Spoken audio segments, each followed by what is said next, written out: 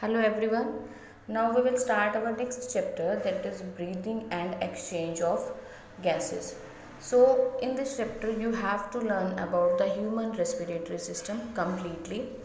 So first of all we have to know about what is breathing and what is respiration. Actually the process of exchange of oxygen from atmosphere with carbon dioxide produced by the cell is called breathing. Means breathing is only just the inhalation of oxygen and exhalation of carbon dioxide. We can say that it occurs in two stages of inspiration and expiration.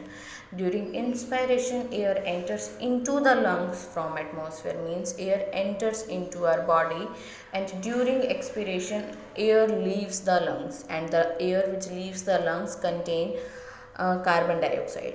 So we can say that in inspiration there is the intake of oxygen, and in expiration there is the exhalation of carbon dioxide. Now study the difference between breathing and respiration. As I told you that breathing is simply an intake of fresh air and removal of foul air. Fresh air contains oxygen and foul air contains carbon dioxide. On the other hand, respiration, it is the oxidation of food to form carbon dioxide, water and energy. Means the oxygen which is intake during breathing is used for the oxidation of food. Oxidation, normally means addition of oxygen.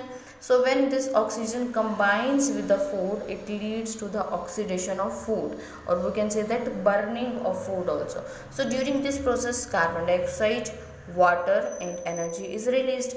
Energy is used by our various life processes. Carbon dioxide is removed by the body in the form of air, and water is also removed in the form of water vapors.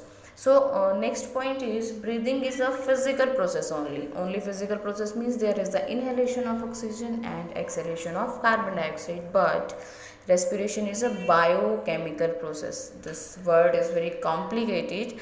Bio means living, chemical means any chemical reaction takes place. Means respiration is that process in which uh, chemical processes takes place in the body of living organism. Biochemical means in the body of any living organism any chemical reaction takes place, that is known as biochemical process. So in respiration, oxidation of food takes place in the living organism, that's why it is known as a biochemical process. In breathing, no energy is released, only the inhalation and exhalation occurs. But in case of respiration, energy is released, and that energy is in the form of ATP. ATP is actually adenosine triphosphate. Breathing is an extracellular process, means cells are not involved in this, and respiration is an intracellular process, means within the cells respiration takes place. So now we will discuss about the different respiratory organ of different organisms. Rest mechanism of breathing varies in different organisms according to their body structure and their habitat, means where they live, how their body is designed. According to that, the respiratory organ of most of the organism varies. Let us start with the, for example, entire body surface, means the respiration takes place only from the body surface.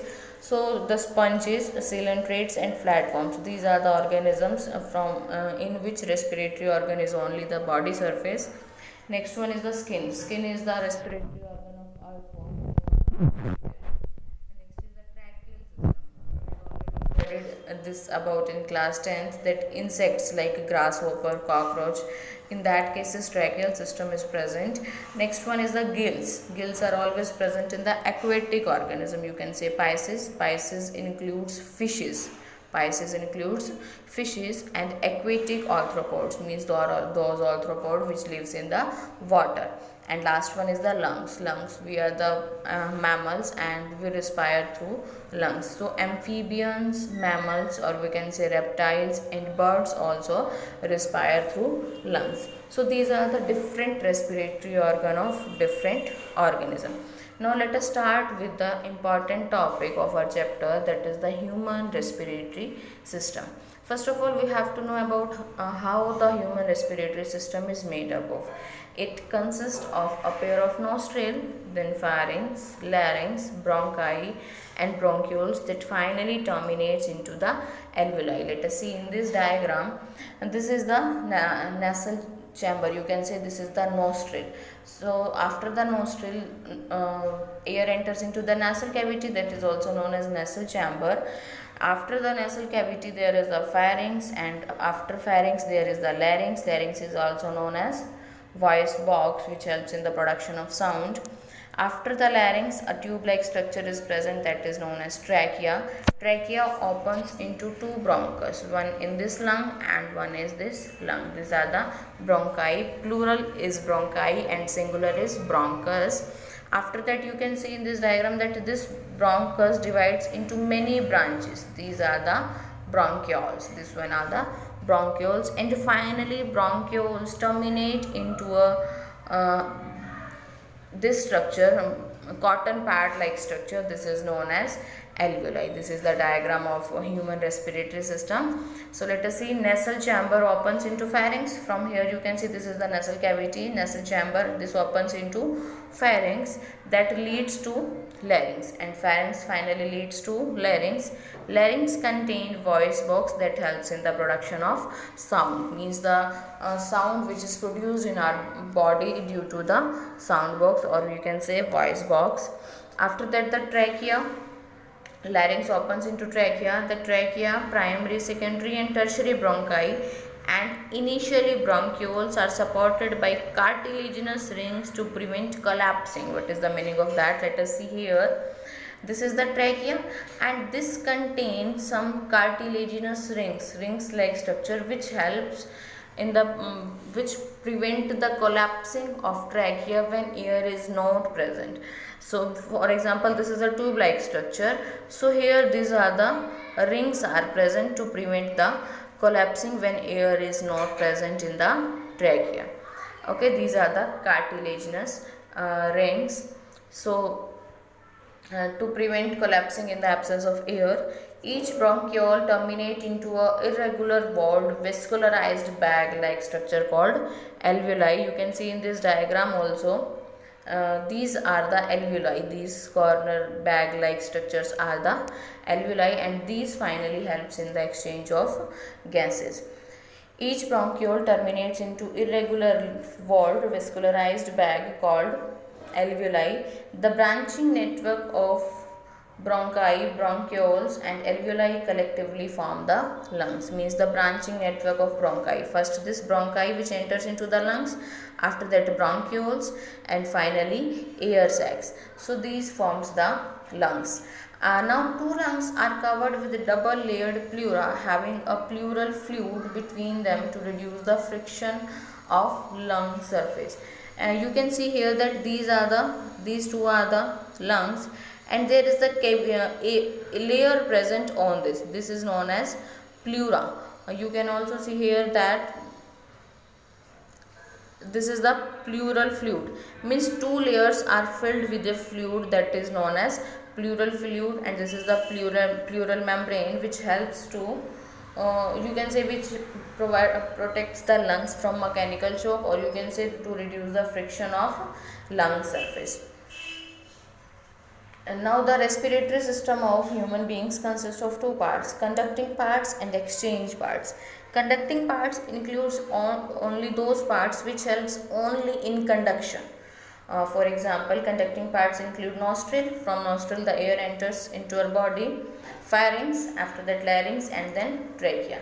So what are the functions of these conducting parts? First is the transport of atmospheric air to the alveoli, means helps in the transporting of air that inhaled by the nostril into the alveoli. Next one is the removing foreign particles from air, humidifying it and bringing it to the body temperature. Actually the air which we intake is not very clear. It have some foreign particles, so the nostrils and nasal chamber helps to removing that foreign particles. After that, bringing to the body temperature, means the air which we inhale is not according to our body temperature.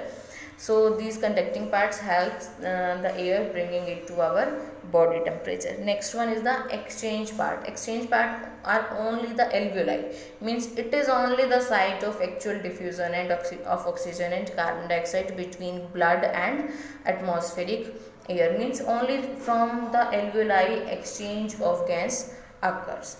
Now we'll see about the steps of respiration, means how the respiration occurs step by step. First is the breathing. As you know that breathing, in which oxygen rich atmosphere air is diffused and carbon dioxide rich alveolar air is diffused out. After that, what happens when oxygen comes up to the alveoli, then there is a diffusion of gases across alveolar membrane, means through alveoli and blood. For example, these are the bronchioles and these are the alveoli. So blood capillaries are present here. So from the alveoli, oxygen comes to the blood capillary and carbon dioxide comes to the alveoli. Again, this is the oxygen and carbon dioxide comes here. So transport of gases by blood. Now the oxygen enters into this blood capillary. This blood helps in the transport of oxygen to our various body parts, and after that diffusion of oxygen and carbon dioxide between blood and tissue. This blood takes the oxygen up to the tissues, or you can say cells. So now this blood gives oxygen to these tissues and carbon dioxide is given to that blood. Now this oxygen is utilized by the cells to obtain energy and release carbon dioxide. Let us see again. First is the only breathing, means intake of oxygen and release of carbon dioxide. So diffusion of gases across alveolar membrane, means oxygen comes here alveolar membrane, and transport of gases by diffusion of gases through alveolar membrane means oxygen enters into the blood and carbon dioxide comes to the alveoli. Now from where the carbon dioxide comes? From this oxygen goes to the cells, or you can say tissues, and here the oxidation of food takes place, means oxygen is used and carbon dioxide is released and energy is also released. So from here carbon dioxide comes back to the blood capillaries, from blood capillaries it goes to the alveoli. So this is the steps of respiration. We will take up the rest of complete mechanism in the next part. Thank you.